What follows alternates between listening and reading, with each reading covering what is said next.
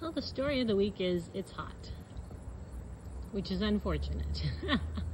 The girls are doing fine. They've got their shade, they've got their hay, got their water, and everybody's behaving in a normal biological fashion and sweating, and there's been a breeze.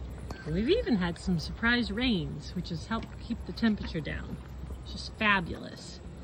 All was going well until yesterday. Yesterday, Gremlin decided he didn't want to sweat anymore.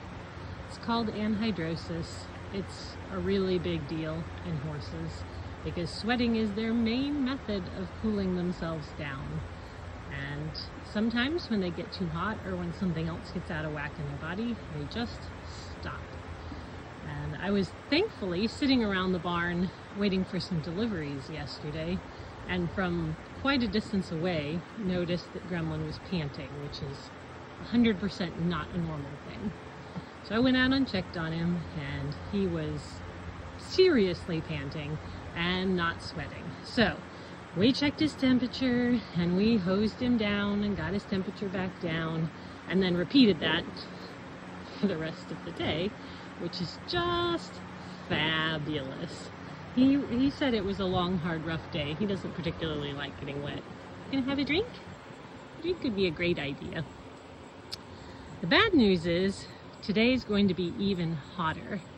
If I had the barn ready for horses, it's always a big deal. It would be less of a big deal because we put him in a stall.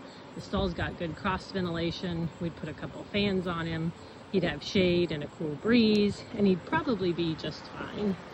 But the barn's not ready, and his little shelter is just as hot as outside, even if it's in the shade. So trying to lock him in his little shelter is not a good option. So sometimes you get creative.